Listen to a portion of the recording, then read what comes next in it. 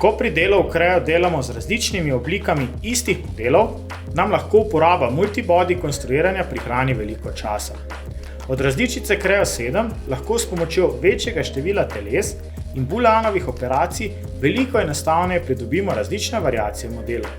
Oglejmo si, kako združevanje, odštevanje in presek vplivajo na končni izgled modelov in kako si lahko posamezna telesa shranimo kot modele in jih kasneje zopet uporabimo. Pripravljeno imamo večje število teles v modelu. Pogledali si bomo, kako lahko bodije med seboj družimo, odštevamo in izdelujemo preseke. Najprej bomo uporabili funkcionalnost merge. Prikažimo si prve 3 bodije. Sedaj jih bomo izbrali in uporabili merge. Po potrditvi dobimo en zelen body, tudi v modelnem drevesu pa nam ostane samo eden. Prikažimo sfero.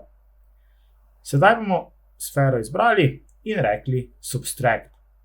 Od sfere bomo odšteli zelen body, ki smo ga ravnokar izdelali.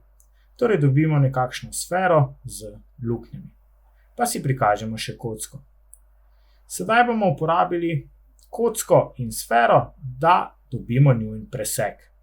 Torej nekakšno takšno sekano kocko z izvrtinom. Sedaj pa še nekaj namigov. Najprej si skrijemo odvečne bodije.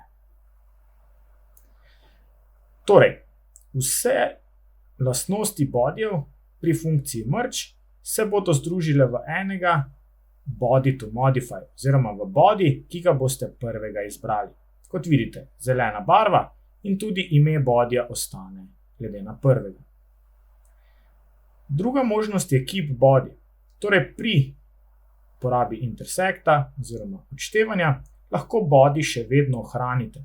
Po defaultu se body odstrani, preko keep bodies pa ga lahko obdržite. Ko vse skupaj potrdite, imate body še vedno na voljo, ki pa ga lahko kasneje tudi skrijete, kot na primer datumske gradnike. Tretji način pa je združevanje, na primer preseka v popolnoma nov body. Izdelali smo nov body skupek, v katerega bomo združili presek kocke in pa sfere. Torej uporabimo body intersect, kjer bo body to modify skupek, modifying body pa bosta sfera in kocka. Torej dobimo vse skupaj v novem bodyju. Če želite kasneje zopet dobiti bodyje nazaj, lahko to storite preko edit definition, keep bodies in vse skupaj potrdite. Sedaj lahko odvečne bodyje zopet skrijemo. Pa si poglejmo še split body na drugem primeru. Pripravljen imamo en body, ki ga bomo razdelili na 2. Se pravi, uporabimo funkcionalnost split body, prikažemo si ravnine, izberemo body, ki ga želimo presekati, torej tale moder, in pa ravnino, s katero želimo rezati. Porabite lahko tudi površino. Preko puščice izberete smer novega bodyja. Tudi če ta površina ne poteka čez celoten model, se ta navidezno raztegne in vam prereže celoten body. Pogledali smo si booleanove operacije, s pomočjo katerih lahko hitreje in še bolj natančno izdelujemo svoje modele.